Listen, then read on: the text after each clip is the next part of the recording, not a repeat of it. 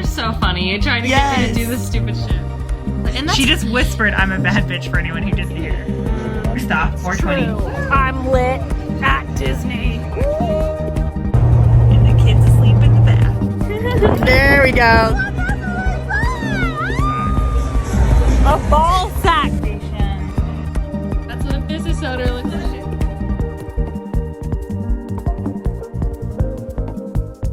Hi, everybody, and welcome back to Tattoo Homewreckers. This is a podcast where two tattoo artists talk about tattoos, life, and mostly everything in between. But for once, we've got a tattoo episode. I think it's like, I don't know, maybe the 10th time out of 200 episodes. Out of 200 episodes. That we're specifically only talking about tattoos. Again, if you guys have any questions about tattoos, please let us know. Otherwise, we will forget to talk about them. Yes. Period. Because we do it every day. So we don't think to talk about it on here. There are questions where I'm like, oh, that's a good question. Like, I don't know why I've never talked about that. Because I just don't think about it, you know? Yeah, I was about to be like, what question? What? Someone asked me the other day if, like, when it comes to, like, the ink molecules going into your skin when you're doing gradients, like, how does that, like, affect, like, do you have to dip in every little cap in order to create the gradient? And I was like, wow, that's actually a really good question. Yeah, you do. Like, to, like, you know, like a red to yellow gradient. They're essentially just asking if we have to blend colors that way or if there's a separate other way. And I was like, yeah. Well, I mean, it depends. Because there depends on what you're doing. That, like, I dip a little bit between, but for the most part, I create them so they stay clean because I do large scale gradients. And so for large scale gradients, you keep like the ink cap separate and then you just create the individual colors between. See, there you go. So, good question. You don't, but it's not something that you like think of to talk about. Yeah, to be like, oh, let me explain. It's like painting. Yeah, it's like painting. Yeah, it works the same way. Gender. What does your gender feel like today? Oh man, my gender feels like a hoodie that hasn't been dried properly, so it's still a little damp. Yep, a damp hoodie. Yeah, a damp hoodie. That's nice. How about you? Okay, I'm on 2 hours of sleep. Yeah. So I feel like I'm not going to say something crumpled because I say that all the time. And for the most part, just a shit ton of just me. I saying we're crumpled, we're broken, we're crumpled, we're broken. And to be fair, you guys, we're going to be crumpled and broken for like at least the next year. Yes. Because we have been here for a year and business continues to pick up. Yep. But for all of the goals in which we share and the ambitions in which we have a solid another year of just like pedal to the metal, fucking just going hard. And then we will hopefully be able to start like coasting, but we have a solid another year's worth of like just grinding big things planned. Yep. That once we get those first years done, then we'll be able to like hopefully coast more. Yeah. But assuming the whole world doesn't just, fall apart. Absolutely. But I will say that I feel like that hairstyle that you're like, hell yeah, I nailed my hair. But there's that little cowlick that won't cooperate that you're like, motherfucker, come on. It's so close to being like you're a really good hair day.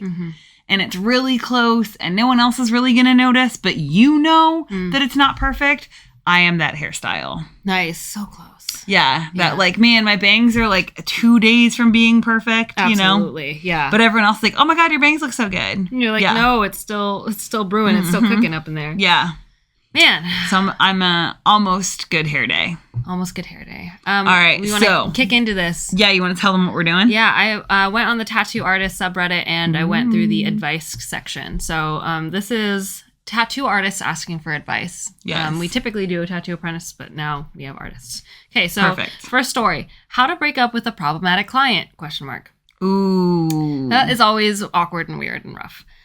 For more context, this is someone I've tattooed 4 to 5 times in the past. I'm conflicted about cutting them off as a client because of this history, because my books have been so ridiculously slow lately, and because we've been discussing their next tattoo for the last few months. I've been considering cutting them off as a client for a while, mainly because of their inappropriate behavior, but more recently because of something that happened between them and my friend who is also a tattoo artist. I've never had to cut off a client before, and I'm wondering what the best way to do this / phase this would be. I don't really want to explain my reasoning to them, but based on how they've acted in the past and my friend's recent experience, I don't think they're going to take it well no matter how I put it. Any advice would be greatly appreciated. Well, you got one thing right already. They're not going to take it well no matter what way you do it, no matter how nice you are, no matter how civil you are. Clients, in my experience, have never taken it well. I mean, okay, I've been tattooing for a long time. I've broken up with quite a few clients over the years, and I have had, I would say probably 50-50. Like half of them take it really well. Good.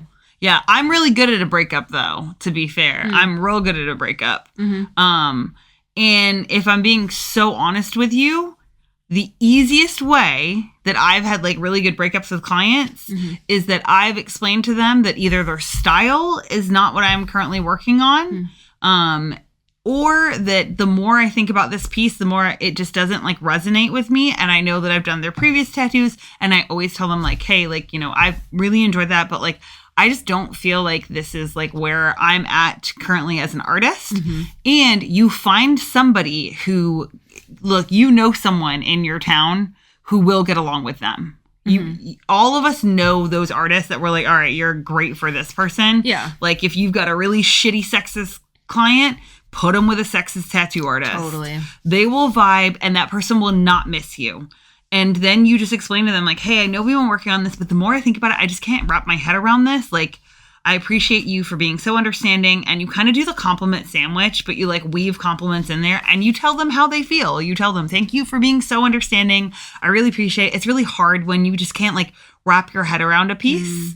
And, but so-and-so, and I do find if you know someone where it's just like, okay, they're just not the right client for me, and I kind of have an okay relationship with this other tattoo artist, you can always reach out to that tattoo artist and be like, hey, this person's like, you know, wants to get this piece. Is that something you're interested in? Because then you can tell the client you've already spoken to that artist and they're jazzed about it. So you just kind of pawn them off on someone else. It's the whole, like, that dude has a crush on you, but you know your friend will have a crush on him and they'll be like cute together.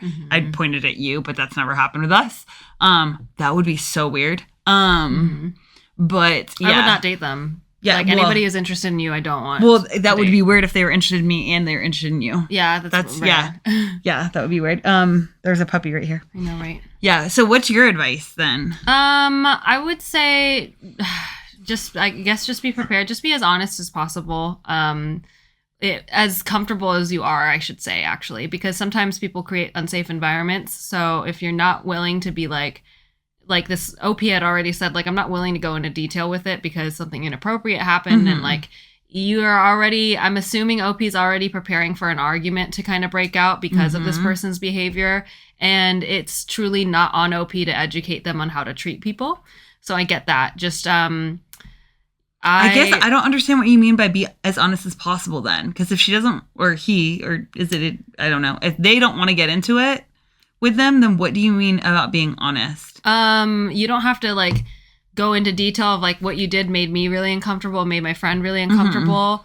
For me, the way I would approach it as like honestly as possible is just be like, listen, I just don't think like our energies are actually vibing well in the studio. I don't think that like, you know, I don't feel comfortable tattooing you going forward, but here's some other options. So best of luck.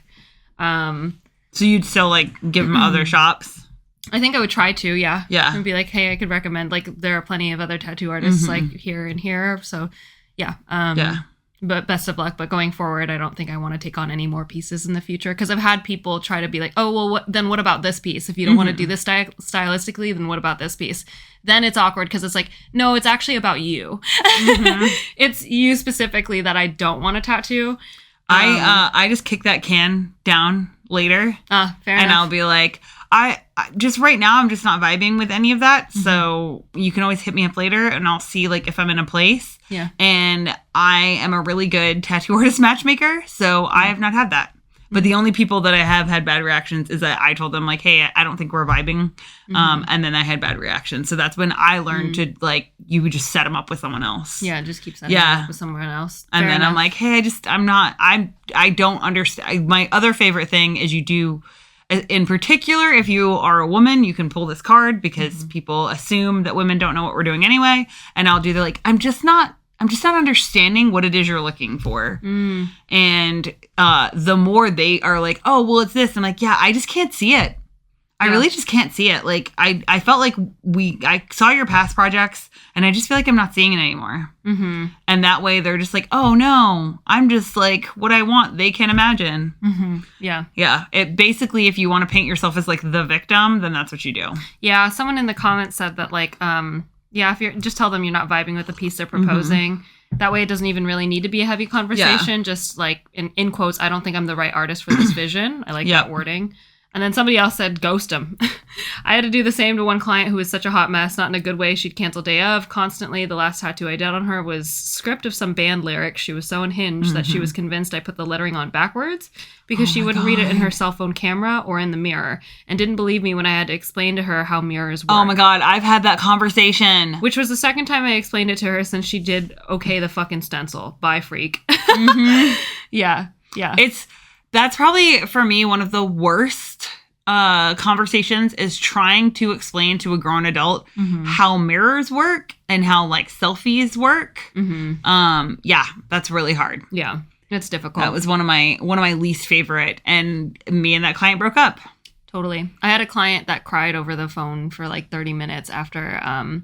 To be fair, I didn't break up with them. At the time, we had a front desk, and they said that like I'd no longer be accepting them as a client because of their inappropriate behavior in the studio. And yeah, they just cried over the phone for like 20 to 30 minutes. Yeah. And it was just, sorry, dude. Like, you've done this too many times. Like, you've gotten plenty of warnings. If you, if you have front desk, you can let them break up, but I haven't had a single time in which our front desk broke up with the people and it went well. Yeah, totally. And it needs to come from the person. If you work for a shop, just give the shop owner a heads up that there's a solid chance you'll get a bad review. Yeah. Because I've had bad reviews because I'm like, hey, I didn't want to work for that person anymore. Obviously, I didn't tell them like that. But then once again, if they're like a dick, you know tattoo artists that will like vibe with them. Totally. So just pair them with that tattoo artist. Because that tattoo artist will also like enjoy the fact that you paired them with someone. And, or like in your instance in which like clients have been creepy specifically because of your race. Yep. We then just pair them with artists that are not of that race. And that way they can't be creepy. I would do something with tattoo shops like in South Carolina where we'd be like, okay, I don't want to tattoo this person. And then we'd like send them elsewhere and then give them a call and a heads up. And then they would be like, yeah, we're not accepting appointments either. And it would basically just push this, like there was like a network of us that were like, hey, this person's awful. And we'd all warn each other. Yeah. And then that person would just have to basically go find tattoo artists out of town. Totally. Or in that case, out of state to work on them. So yeah, you can also give a heads up to your friend to be like, hey, I'm going to refer this person to you just so you know they do this. And that way your friend knows what to do and is like, no, thank you. Yeah, totally. I know it's awkward. It's a tough subject to talk about, breaking up with clients, because there's also that weird parasocial relationship that they build with their tattoo artists. And on top of that, like our industry is not taken very seriously. And I think like any client when broken up with like their dentist or like their therapist or their doctor still takes it bad. But like when it comes to tattoo artists, like people are like more okay with it's like their hairstylists because they've already trauma dumped on you. Yep. They're more okay with showing you the full range of emotion of being broken up with. So yeah, just brace. Best of luck to you. And yeah, just remember at the end of the day, like if this person's making you or your friend uncomfortable, then it's not really worth it to keep them as a client anyways. So just kind of because they'll make other clients uncomfortable. Yes, 100% they will. Yeah, and I know it sucks because like you said, like, you know, you need the money. Yeah. But like the money will come in other ways, I promise. Totally. It's not worth your like mental or emotional state. Yep. All right, next one. For those who don't do conventions, I was just wondering what kind of goals you have or like to set for yourself in your career. I feel like it's so easy when you're going to conventions to have a goal to work towards. Like get into this or that convention, designing pieces to win awards, pushing yourself in terms of speed, accuracy, and stamina, or meeting this person or that person. It's such an intrinsic reward to feel validated when you achieve these things. Recently, though, I've been getting tired and burnt out and have not been doing as many conventions, but now I feel lost and don't know what to work towards. I want to find some sort of intrinsic goal or motivation and just wanted to hear what others like to work towards and how you gauge your growth when you're not around those who are in the top of the field regularly. I was always the performer in school, like give me another test I can ace, and I guess it's just some real world shit I'm learning to have to set your own standards. Signed, burnt out, but love this career. Wow. Yeah, there's a lot there. I know there's a lot to unpack. That was posted 4 days ago, by the way. I like your introspection around the fact that like you are now dealing with the fact that you have to set your own goals. Yeah, you have a background of like this like in like extrinsic goal pattern that this person needs. And that you need external validation on it. Yes. I will say, I mean, clients are kind of your external validation every time that they like look and they're like, hey, I love this. But really just trying to not get that external validation and knowing that like you get better by looking back at your own work and critiquing your own work. And if you do need some sort of like external like discussion around it, create a group of tattoo artists or even just artists around you in your life that you guys can get together, share portfolios, like, you know, build that good like communication around like, what do you think I could get better here without having to go to conventions? As for like getting faster, don't worry about that. Oh yeah, totally. Yeah, like that being a goal of like getting faster.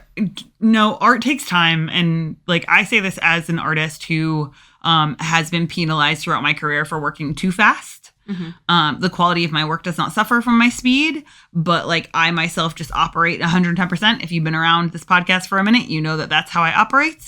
But that, to me personally, getting faster shouldn't necessarily be a goal. It should be something that just happens over time. And then worrying about like meeting people, like that's cool if that's like what you want to do. But you can also just attend conventions and not have to work them. You can just go and meet and mingle, hit the after parties and go and just hang out and make friends with like other artists. Yeah. I think it's a dangerous game to play when don't get me wrong, it's nice to get that external validation in this career because like the imposter syndrome that happens with tattooing is like a very real thing. So if you haven't been getting that almost like dopamine rush of that external validation from going to conventions lately, try to like sit with yourself and ask yourself how you can validate yourself. Because like, yes, like humans are communal creatures. And again, it does feel really nice to talk to other artists and feel validated. They're not always going to be there with you. Like you're the only person that has to live with you for the rest of your life. And I don't know. It's like a really, I don't know. I don't want to call it like a bad habit, but like I would try to kick that like as much as I possibly could now. You know what I mean? Like if I just cared about what other people thought about my tattoos, like again, we've talked about this before that and like every artist gets this is that you will spend 12 hours on a design and then spend 10 hours tattooing it and you get 7 likes on social media and you're like, motherfucker, like that can suck. But when you get to a place where you're like, yeah, but I love what I did today. And that's all that actually matters is that you love the tattoos you did. That's where you want to like sit in. Like, quite frankly, if I don't get any views on my shit, it doesn't matter to me because if I know I did a good tattoo, I did a good tattoo. Yeah. And like sitting and like learning how to just look at it yourself. But if it is about that like communal aspect and not so much validation, yeah, make friends with other like artists around you that you can all build together. You could potentially just be an extrovert and not know it. Oh, yeah. Like you could potentially just want to like consistently be around like-minded people and like talk about art and be excited about art together and talk about each other's art. Because I hear that from a lot of tattoo artists when they go to conventions. They're like, oh my gosh, I'm so inspired when I go to conventions. I'm hella introverted, so like it's a lot more overstimulating to me than it is inspiring. But like, yeah, just maybe learn to validate yourself. And just go and enjoy a convention. Yeah, I think too, like, you have to remember that even though these things are nice, like, checking off the list of like, I got into this convention or like I won this award or I met this person or whatever, or like I did a lot cleaner line work this time around, doing those check marks. Yes, can be validating, but I feel like you're almost taking yourself out of the moment as well. So, I mean, I would try my best. If I were to give you advice to like introduce in regular life as well, I would try my best to just be present in the moment. And even if you didn't check off these things off the list, like, what is it like to be present? What is it like to actually experience the world around you? And like, I would also say go to a convention and do pieces you're really proud of and don't enter a single one. Yeah. So that way you learn that that's not what matters, like, in this industry. Totally. Because at the end of the day, sure, having awards on your wall might, like, feel good, but making sure that you and your clients are happy with the work you do is the actual most important part of this job. Totally. I agree. Yeah. Someone in the top, like, one of the top comments is, my goal is quite simply to do good tattoos. Yep. They said, I hate conventions. I own my shop. I have 7 artists working with me, and my books stay pretty full. I recently cut back to a 4-day work week. Hey, great job. That is a successful tattoo artist, which has been a goal of mine for a minute. 10 a.m. to 4 p.m. on Tuesday, 10 a.m. to 8 p.m. on Wednesday, Friday, and Saturday. Ooh, I'm happy. Yeah, very long. I'm happy with the work I'm putting out, but there's always something to improve on. It's just the same goals you seem to have with conventions. You just don't get a plaque for it. Yep. Yeah. Somebody else, this is another top comment, bloody hate conventions. Too much going on for me to focus, too many distractions and interruptions. Most are horrendously overpriced for artists and visitors. The suppliers used to give the artists deals, but now bump up their pricing. I haven't seen or mentioned machine builders attending for quite a long time, so I just don't attend them. Keep getting asked if I'm working my local one. That's even more absurd. I've been around the city for over a decade now. Are 2 more people going to hear of my existence? I'm earning for my family doing a job that I love with the only skill set I have. I'm not trying to win awards, but the trust of my local clients who will keep me working until old age. Yeah. Yeah, right? I mean, that's how I feel. I don't enter any sort of competition because for me, that was always something that was like a slippery slope where I knew if I was like, oh, you have to like do this for this external validation because I was a straight A honor roll student. I didn't want to ever attach that to tattooing. I attached like being the best at shit to so much when I was growing up that now as an adult, I'm like, no, I'm not trying. The advice I give, honestly, to kids is that like, enjoy high school. Don't fucking... Again, it's you do not need to hit all A's. Yeah. Just enjoy it. And I wish I did that because instead I was like, oh, I have to be, you know, honor roll, all A's. I have to do perfect. And then when I started tattooing, I was like, I don't want to do that. I don't want to, like, when I originally started, I was like, I want to be in Ink magazine and I want to fucking hit all of these like insane goals. And then, like you said, it took me out of being present. It meant that I was just up there chasing stuff instead of being like, but I love the connection I share with my clients. I love doing simple tattoos and watching somebody be like, oh my God, this is perfect for me. I still find the joy in laying that stencil on in the exact correct spot. I just, we did a private flash day over the weekend and I did 20 tattoos in one day, which is wild. But the nice part about a private flash day is there's less people and they're just getting a bunch of small tattoos. It's the same energies as well. Like no strangers at that point. Yeah. So it was like hella chill, but I tattooed the word Gemini that like you designed it and I tattooed it and I laid it on her hand and I don't typically like hand tattoos, but it was just the stencil looked perfect there. The tattoo was so clean and crispy and like every single line was perfect. And I just was looking at it afterwards about like, good job me. And it's like a minimum tattoo. Like it's a very simple, small, is it going to go on my portfolio? No. But the satisfaction of being like, hell yes, that is a dope tattoo. Totally. Is there a solid chance it'll fall out because it's like right on her thumb? Yes. But in the moment, glorious. Yep. And so, yeah, I think that's great advice is like really like trying to be present. Yeah. Try to be present. And I think too, like, you need to develop a healthier relationship with the awards things and the and checking off the list because yes, it's nice to tick things off of the list, but I don't know. It's one of those things where like if you put a piece in for an award and you get it, great. But if you don't, which happens to most of us, like I think I've only ever entered in one tattoo like for best of day for the Portland Tattoo Convention, and I was really proud of my tattoo, but like I knew mine wasn't the winner. Like you know, I was like, damn, it's up there. But I don't think she's going to win. And she didn't. But, like, I do things because it will be the added cherry on the cake, not the whole cake. Yeah. If that makes sense. Like, it's nice to get... Don't get me wrong. I love that shit. Like, I love getting validated. But, like, also, I can live without it. Like, that's not the whole cake for me. Yeah. So, anyways. Good advice. On to the next.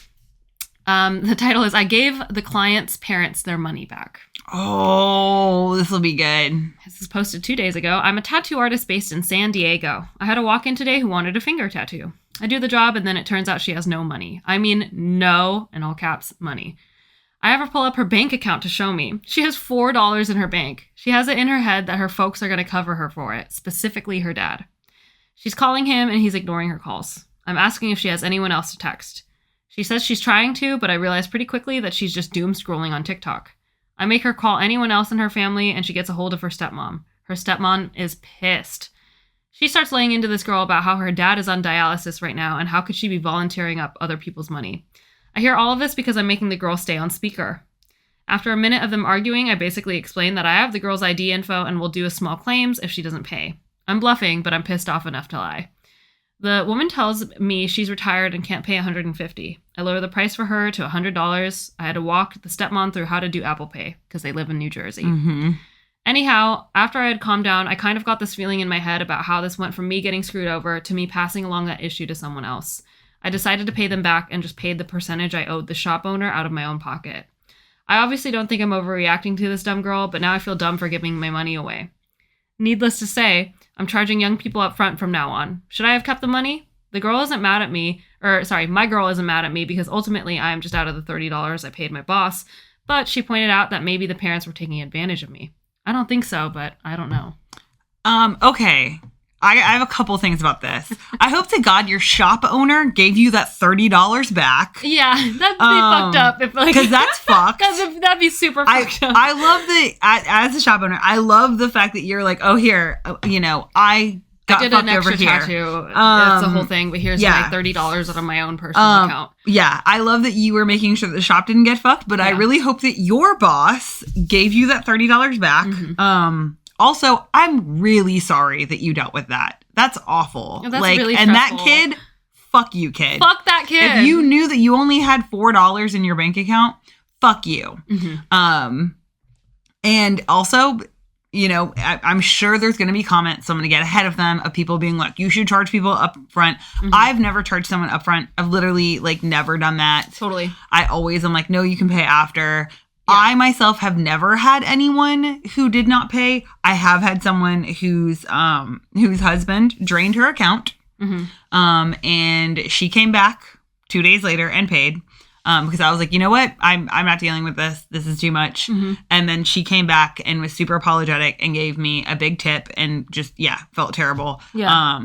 But and I had tattooed her previously, so I already knew, it was going to be fine, but I just felt bad for her. But that's awful for you to have had to go through that. Mm-hmm. And I honestly think that you are a very kind person. Yeah. I doubt her parents are fucking you over. And again, if they are, that karma's on them. That's bad karma for them. But if you don't want to hold on to that money because you don't feel good about it, that's the best thing you can do. Yeah, totally. That was really sweet. I think the basis is fuck that kid. I don't think there is really anything else you could have done though, because you have to be able to be honest enough with this kid that hey dude, I'm not gonna just let you walk out of here without getting money. I think you did the right thing by essentially making sure that kid knew the repercussions of her actions. I'm not going to lie. Depending if that kid was fucking sassy, I would have probably called the cops because that is technically theft. Yeah. Just to scare her a little bit. Yeah, just to give her a little fright. Yeah, totally. And be like, what are you doing? Why are you gambling with people's business? That's fucked up. One of the top comments said, you did the right thing in demanding to get paid for the job you did, but I also think you did the right thing to give the money back to her stepmom. Absolutely. Granted that the things she told you is true. I think I'd do the same. But you should absolutely just get paid beforehand or take a percentage beforehand so that way you're not left with nothing in a similar situation. Mm-hmm. That's hard though, because I don't think I've ever gotten paid up front either. Not for a minimum. We do deposits. No. So if you book an appointment, it's $100 deposit for our studio. Mm-hmm. But on minimums, if someone just walks in, I'm not yo, pay me first. Mm-hmm. So that's awful that you got fucked over like that. Yeah. Because that would be something that would genuinely fuck with me. Yeah. Top comment. It would keep me up at night as well. Knowing that if her dad's actually on dialysis, I'm going to feel horrible. Yeah. Well, I'm saying for future stuff, I would be wait, is this person going to pay me? Oh, totally. I would be worried about that for a hot minute. Just so are you gonna, just quick question before we get started. do you have money in your bank account? Yeah. Like, can you afford this? Just because my last client really fucked me over. That's crazy. Top comment was, I think ultimately the girl was taking advantage of you, not the parents. At least it was a smaller tattoo. Couldn't imagine if it was a larger scale piece. But yes, charging walk-ins up front isn't the worst idea. Yeah. It's hard though, because I never do. Yeah, I'm not comfy with it. Yeah, I feel weird. I feel really weird about charging up front. Yeah, the only thing we like essentially charge up front for is like flash days, because you pay, and we also just give them the option if you want to just do the deposit and then pay the remainder. But most people are like, no, I'm going to be back in 2 hours. Literally, if I'm doing a transaction, I might as well do the full transaction. And then like people can book ahead of time, and they'll oftentimes do the same thing. Yeah. Another top comment is, I'd give her name to all the local tattoo shops as well. If she gets away with it this time, it only teaches her if she can do it again. Sorry you had to deal with such a douche of a person. She knew better and chose to try to manipulate you anyways. Crazy. I like that. I like that solution a lot. Well, I mean, you fuck around and you fucking find out. Don't fuck with other people's stuff. Especially, again, the economy is fucked. Money's tight for everybody, clearly. Also, you should not be getting a tattoo if you have $4 in your bank account. Diva, what are you doing? No. Stop it. No. That's it. No. Just full stop. Don't do that. All right, one more. Question for self-employed artists. How separate do you generally keep yourselves from the business side of the shop owner's finances? This is a horrible question of the shop. Okay, so they're contractors. Yeah. Okay. So they don't own the studio. They're working for somebody else. Yeah. So how separate do you generally keep yourselves from the business side of the shop owner's finances? For example, do owners usually keep things completely private, or do they openly discuss financial stress, debts, struggling months, overhead pressure, etc. with the artists working there? I'm curious where people think the line is between appropriate transparency and oversharing, especially when you're self-employed but still working within someone else's business. Woo! Okay, let's get into this. I have worked for every style of boss in those situations.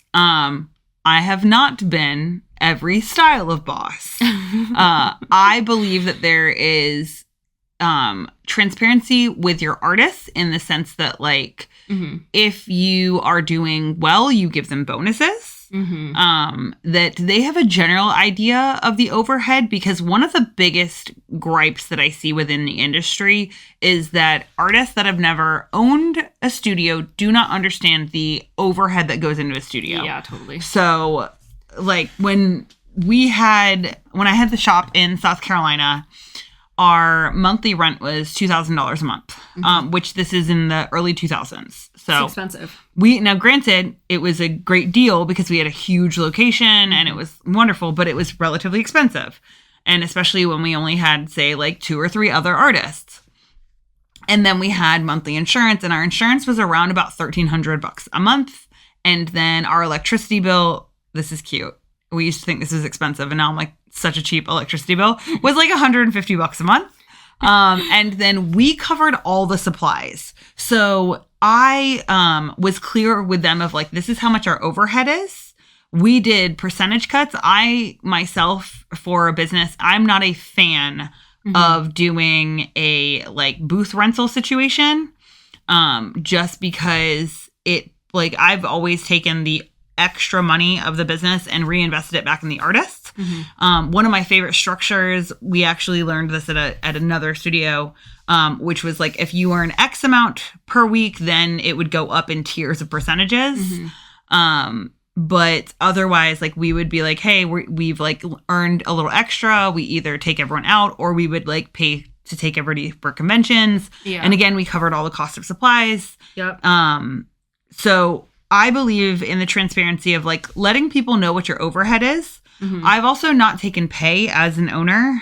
So, you know, that's on me. I don't typically do that.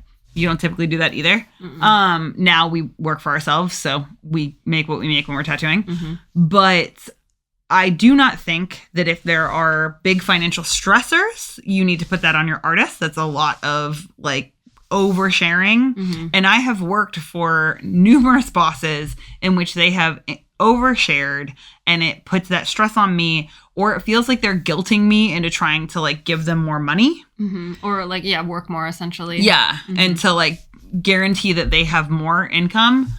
So I think that there is the line of you should know how much the business is generally spending per month, just so that way you're not, hey, I'm pulling in $15K for your business and your overhead, and you have 7 artists and we're all pulling in, 10 to 15K every month, and your overhead is $3K per month.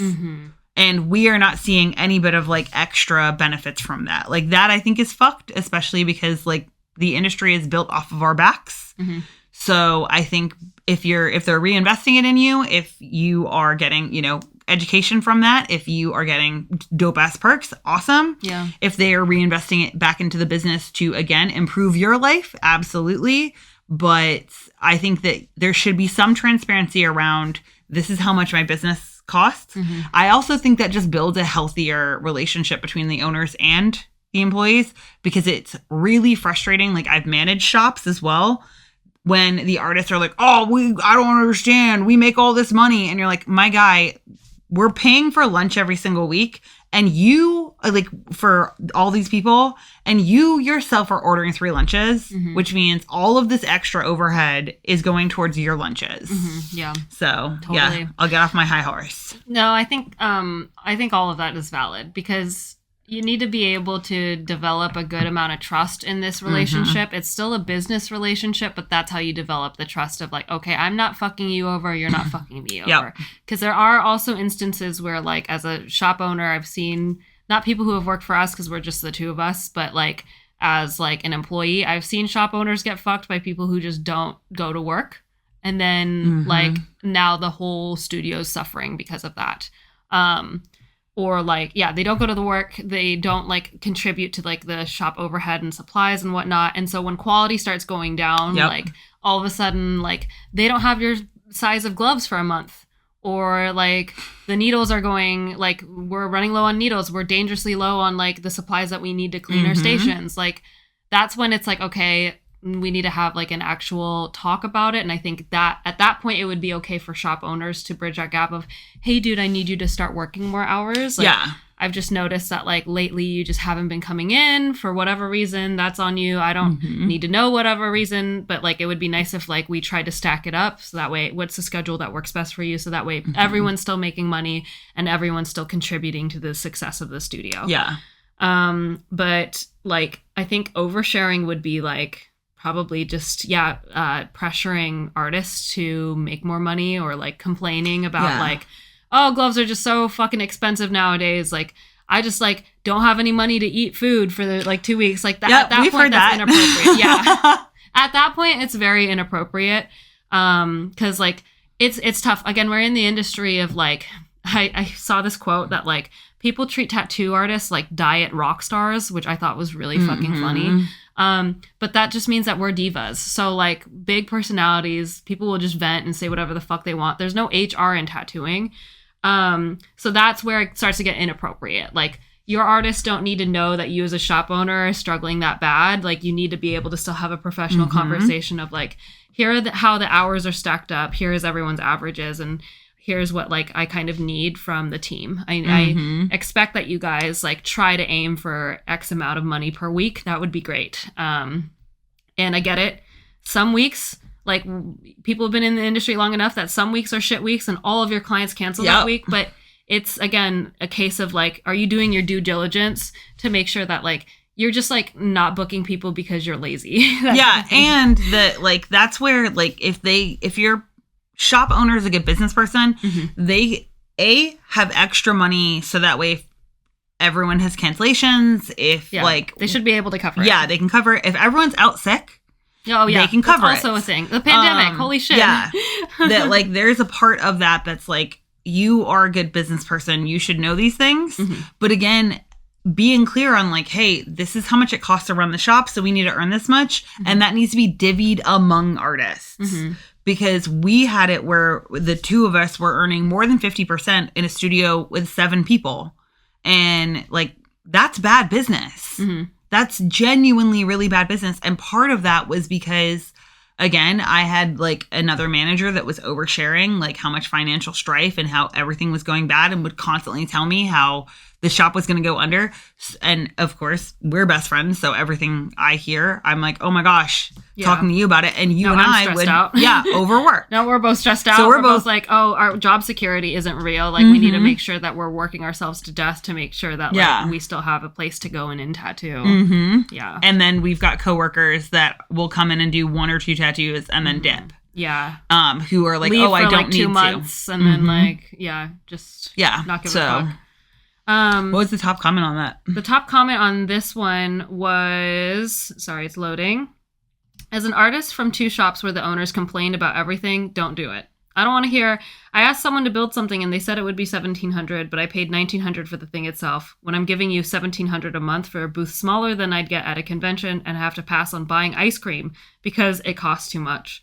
I love that crazy. Ice cream is the barometer. Yes. Yeah, $1,700 a month is fucking insane. That's crazy. You're better off, honestly, opening a private studio. Yeah. Another person said, I've been a street shop owner for 7 years and never heard a peep about finances. And to be honest, I don't want to hear any bitching from the boss if I'm showing up early and staying late all the time. Figure it out. That's your job. I will tattoo any and every walk-in. I've paid my shop's rent and more off my booth alone and have regular clientele already, so I don't want to hear anyone crying poverty.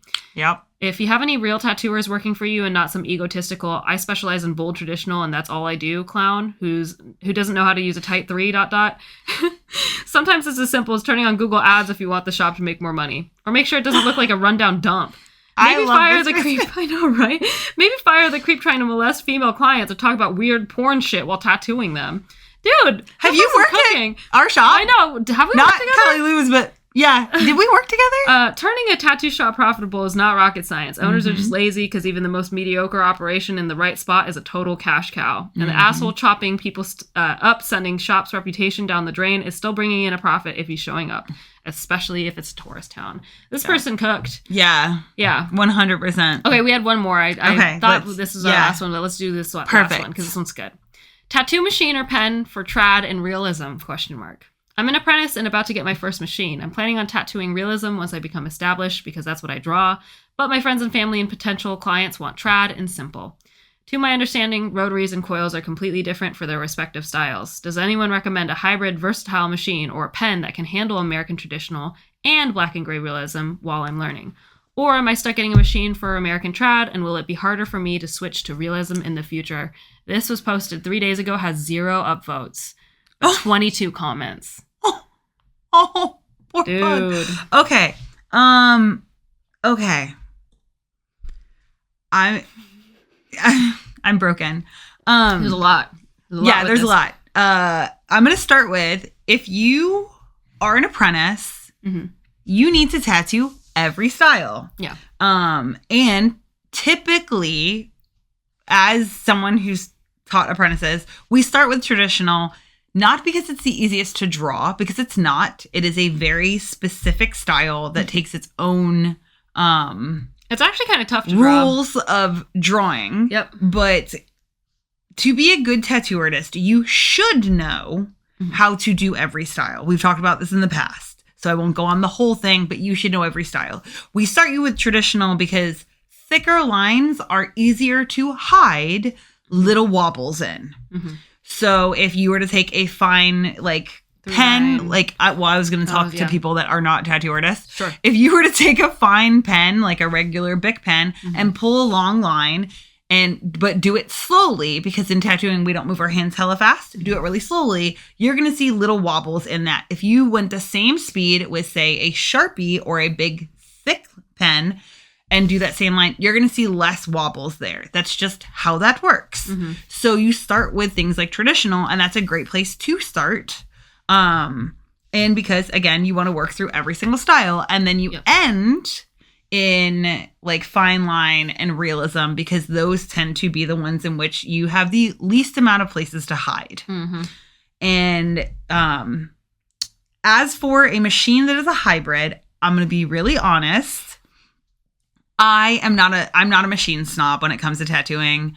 I have had the same tattoo machine now for the last almost 10 years. I don't think I've even got a backup. I still have an old machine that's a rotary, but I haven't had any issues. in a long time. I get it serviced like every 3 or 4 years. Not a big deal. So I am not up to date on machines to know whether or not there is some sort of hybrid coil / rotary. Now, those are 2 completely different machines, but there could have been one that's invented that is somehow both. And I'm not talking about the swash drive that came out in like 2010.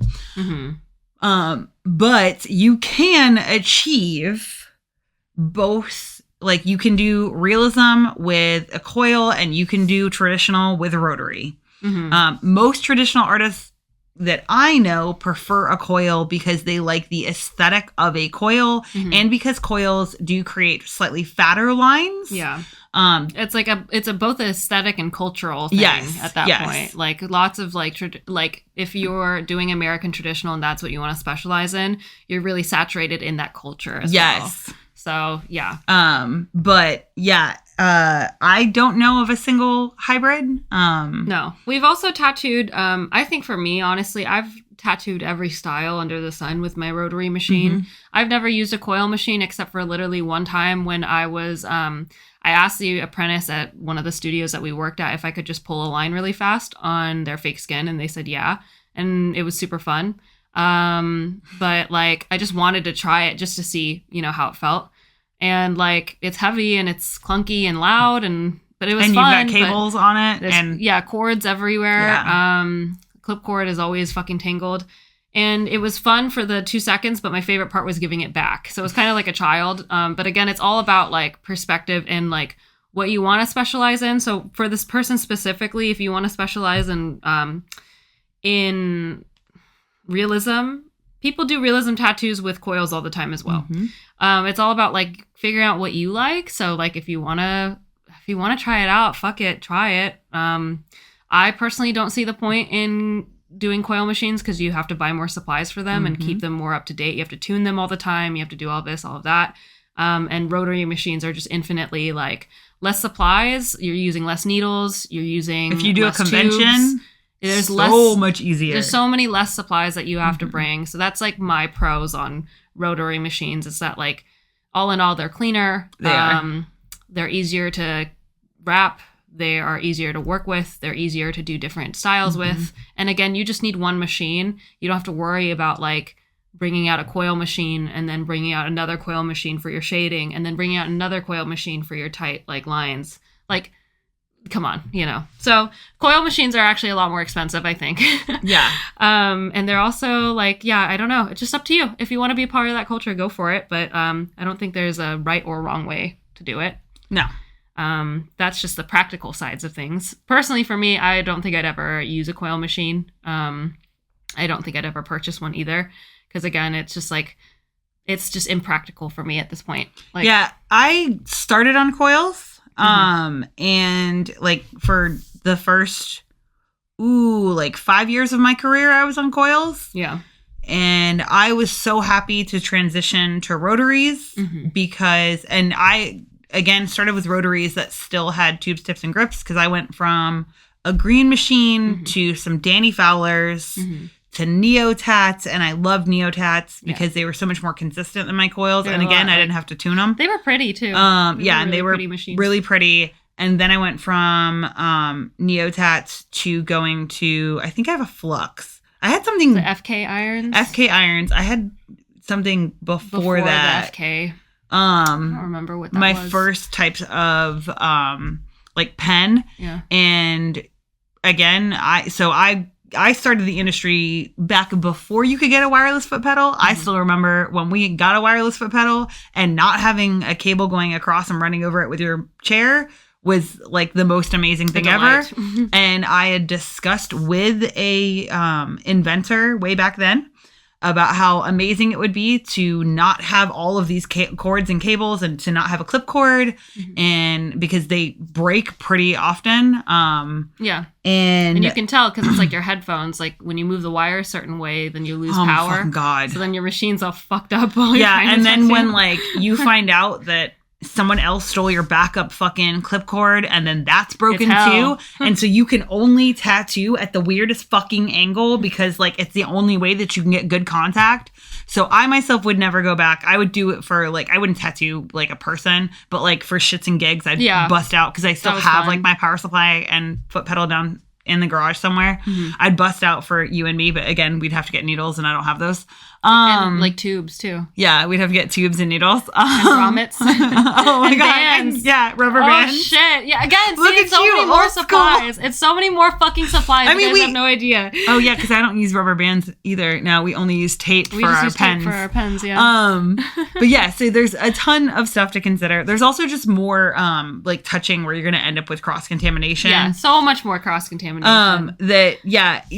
Again, your like mentor should also be teaching you these things and you should be asking them these things. But I do appreciate you going to the internet. Yeah, just for different perspectives. Different perspectives. And I'm assuming your mentor doesn't know, so. Yeah. But yeah, I think you just like try different stuff and play with it. Yeah, but get both. Why not? You're young enough in your career where you can like, the world's your oyster. Honestly, at any point in time, you could purchase a coil machine just for shits and gigs. And a lot of, like myself, like a lot of like older tattoo artists, we have a drawer full of them. Yeah. And why don't you ask someone if you could borrow? Yeah. Yeah, you just see which ones you like and play with them.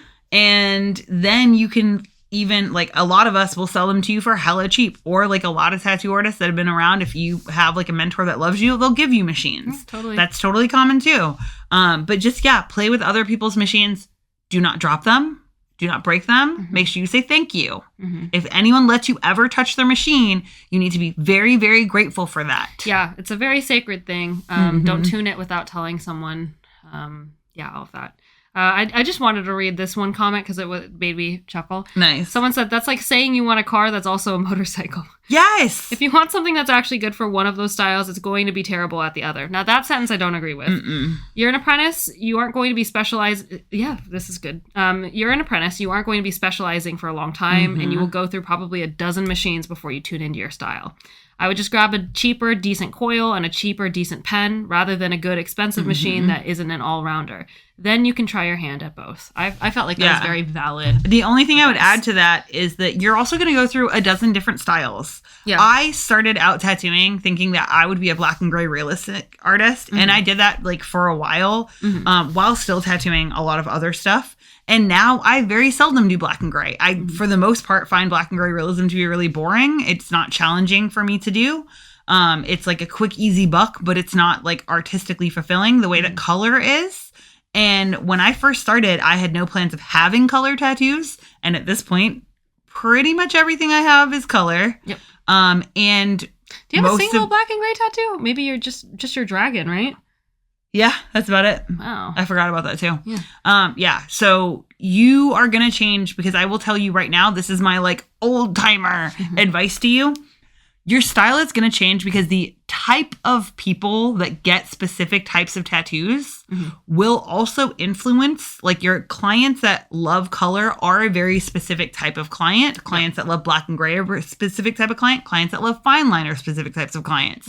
So depending on personalities, it's also going to change what you love because sometimes you're like, you know what? I don't vibe with people that want hyper realism. And you can enjoy the tattoo, but if you're like, holy shit, every person that I tattoo hyperrealism on is not my fucking, like, it's awful to tattoo them, you will also adapt and change throughout your career because the type of people that you want in your chair is going to adapt and change as you, as a human being, will evolve. So that's something else to consider because we all go through phases where it's like, oh my gosh, I want to do this. And then you tattoo a bunch of that. And then you're like, dude, I don't get along with these divas at all. Like me and Chad over there are not friends. I don't want to tattoo this. Yeah, totally. And so that's just something to keep in mind that like we all come in with an idea of what type of tattoo artist we're going to be. And very few of us end up with that. Totally. I think, wait, there was, I'd peeked at the comments of that one. Can I just state one comment? Yeah. Really fast that like, okay, this is my favorite comment. It says, it's a really long comment, so I'm not going to read the whole thing. I just want to read a couple of select things. All you need to know is this. And then there's like 7 paragraphs. Sorry, 10 paragraphs. That's a lot. learn on coils. That's not true. You can learn on anything. They are better than rotaries. Scientifically, economically, aesthetically, and I'll die on that hill. And I really, when I read that... Economically? Yeah. I don't understand how they are economically because, again, you have to purchase a power supply and a foot pedal. Yeah. And clip cords.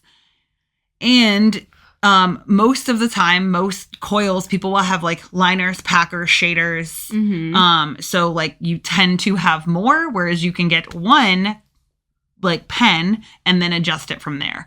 And then all you really need at that point is, the wash or the machine bags and cartridges, and you don't have to purchase all these things separately. Mm-hmm. But my favorite part of that was scientifically. I do not have a Reddit account, but it was so tempting to get a Reddit account and to be like, can you please show me the scientific evidence that states that they are scientifically better? Yeah. Literally. Because like, what studies are you citing in there, my guy, that they are a scientifically better machine? What was the case study? Where's the peer review? I want to see. Oh, fuck. Yes. Yeah. It's interesting because again, it's a weird like. Those are his tattoos, by the way. I found his Instagram. Oh, okay. Yeah, it's typical, traditional. Yep, looks like coils. So, and that being said, everyone has preferences. If you are a coil artist, that's great. I myself am not because I am very autistic and have always found the sounds of coils to be very overstimulating. Yeah. When I tattooed, I did not enjoy the sound of them. It's the same as like some people love a loud car. I don't. It like hurts me. And a lot of my clients are also on the neurospicy variety of all different kinds, so get very overstimulated by that. Yeah, I've got tinnitus, so that wasn't going to happen for me. Yeah. I'm not trying to have tinnitus every time I get home. No. Okay. So, yeah, play with all of them. But on that note, scientifically, all tattoo machines should be played with.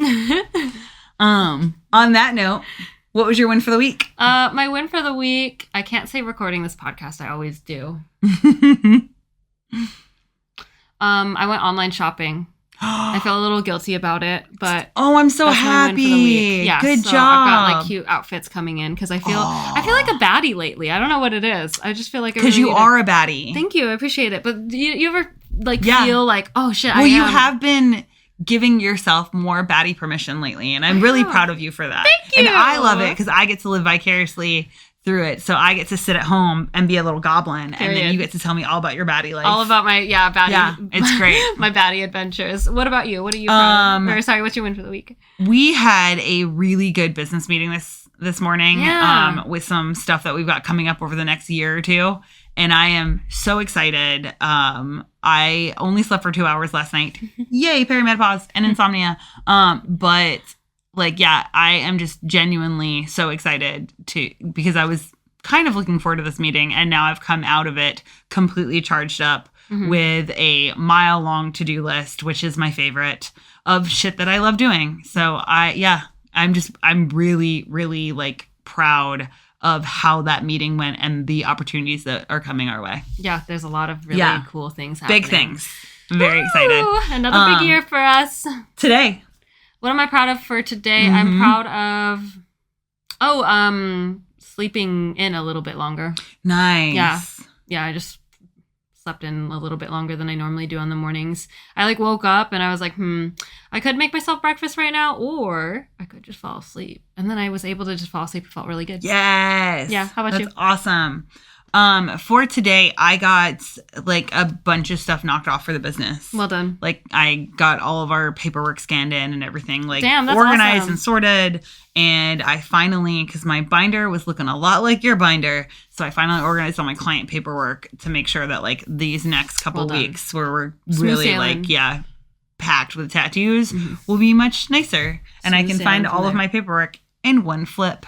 Hell yeah. So on that note, thank you guys so much. We really appreciate it. Remember, these are all opinions. If you don't like this advice, that's totally fine. You can leave us a shitty comment. Dislike, hate on us. Yeah. Do whatever you want. You can tell us that we're egotistical. I got that in like a last one. Somebody was like, wow, you guys are really like egotistical. Okay. That's okay. You can think that. And we can also disagree on stuff. And that's totally allowed. Yeah. These are just opinions and you're just here to be entertained. And if you weren't entertained, I mean, thanks for hanging out anyway, I guess. These are just opinions, and if you didn't like them, well, joke's on you. We still took up some of your time. So. Yes, and if you did enjoy them, thank you so much, and we'll see you back next week. And as always, if you have any questions, just shoot them over to us. Please. Bye! Bye, bye, bye!